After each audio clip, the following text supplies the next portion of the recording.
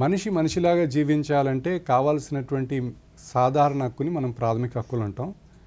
ఈ ప్రాథమిక హక్కుల్ని మనకు భారత రాజ్యాంగం కల్పించింది. వాస్తవంగా ఈ హక్కుల ఉద్దేశం ఏంటంటే మనిషి స్వతంత్రంగా భయాందోళన గురి కాకుండా స్వతంత్రంగా అభివృద్ధి చెందడానికి కావాల్సినటువంటి వాతావరణాన్ని రాజ్యం కల్పిస్తుంది. దాన్ని అందిపుచ్చుకొని అభివృద్ధి చెందాలి అనేటువంటి ఉద్దేశంతో భారత రాజ్యాంగంలో ఇది పొందుపరిచారు.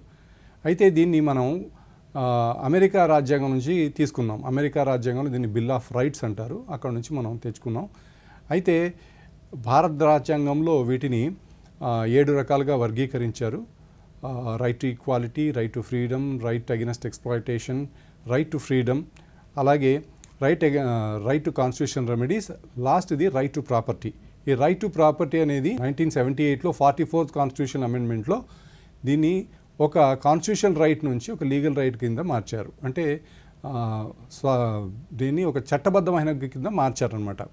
అయితే ఈ హక్కులు మనిషికి పూర్తి స్వేచ్ఛనిస్తూ పరిపూర్ణంగా అభివృద్ధి చెందడానికి కావాల్సిన వాతావరణం ఇవ్వడమే కాకుండా, ఒకవేళ ఈ హక్కును కాలరాస్తే, శాసనశాఖ కానీ కార్యనిర్వాహక శాఖ కానీ కాలరాస్తే, అంటే వాళ్ళకి ఇవ్వడానికి ఏమైనా ఇబ్బందులు కలిగిస్తే ప్రజలు నేరుగా హైకోర్టు ద్వారా, సుప్రీంకోర్టు ద్వారా వాటికి రక్షణ పొందొచ్చు. అదే రైట్ టు కాన్స్టిట్యూషన్ రెమెడీస్, రాజ్యాంగ పరిహార హక్కు అనేదే దాంట్లో కల్పించబడింది. ఆర్టికల్ 32 చెప్తుంది అది.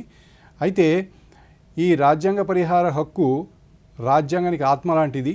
దీని ద్వారా ప్రజలు తమ హక్కుల్ని సుప్రీంకోర్టు, హైకోర్టుని ఆశ్రయించడం ద్వారా వాళ్ళ హక్కుల్ని రక్షించుకోవచ్చు అని కూడా చెప్తుంది.